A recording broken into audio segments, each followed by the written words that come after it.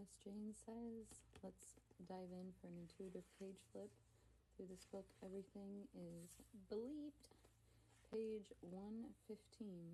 They were professors and wealthy landowners and entrepreneurs. They were educated and multilingual and fiercely independent, and they were feminists. The earliest feminists. They too had seen the liberating message in Zitchel's work. Nichols? He wrote of social structure. Are we talking about Nazis? To keep his bones and joints from aching, he required mild temperatures, the Swiss Alps in the summer, French coasts in the winter. Skipping around here, the Nichol, hold on. It's kind of handsome. That's a nice mustache. Okay. Was a German philosopher, essayist, and cultural critic. His writings on truth, morality, language, aesthetics, cultural theory, history, nihilism, power, consciousness, and the meaning of existence have had a huge impact on Western philosophy and intellectual history. Life affirmation, idea of involves honestly questioning all doctrines that drain life's expansive energies. Ooh, questioning all doctrines.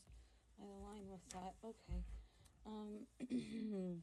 He announced the death of God, and he went from failing university professor to Pharaoh?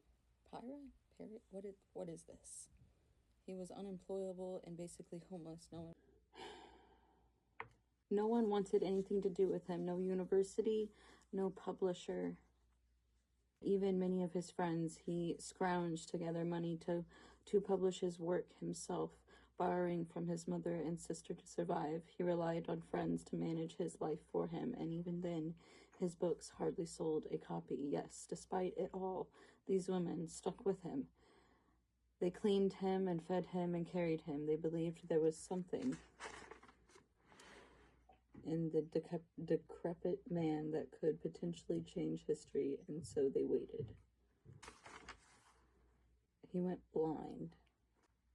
He had a parade of women coming by to take care of him for weeks or months at a time. Like Meta, these women were badasses of their time. They were professors and wealthy landowners and entrepreneurs. They were educated and multilingual and fiercely independent. They were feminists. Interpret all other values. Let's call this highest value the God value. Some people's God value is money. These people view all other things, family, love, prestige, politics, through the prism of money.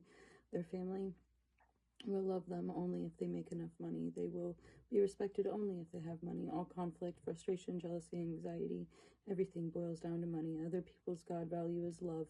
They view all other values through the prism of love. They're against conflict in all its forms. They're against anything that separates or divides others.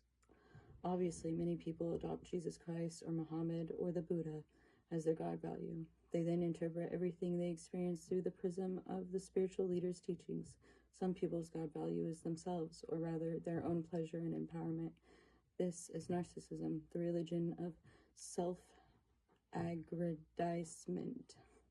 These people place their faith in their own superiority and deservedness. Other people's God value is another person. This is often called codependence. These people derive all hope from their connection with another individual and sacrifice themselves and their own interests for the individual. They then base all their behavior, decisions, and beliefs on what they think will please the other person, their own little personal God. This typically leads to really fucked up relationships with, you guessed it, narcissists. After all, the narcissist's God value is himself, and the codependent's God value is fixing and saving the narcissist. So it's kind of works out in a really sick and fucked up way. But not really. All religion must start with a faith-based God value. It doesn't matter what it is. Worshipping cats, believing in lower taxes, never letting your children leave the house. Whatever it is faith-based value that this one thing will produce the best future reality and therefore give the most hope. We then organize our lives and all other values around that value. We look for activities that enact that faith idea, that support it. And most important, communities that share it.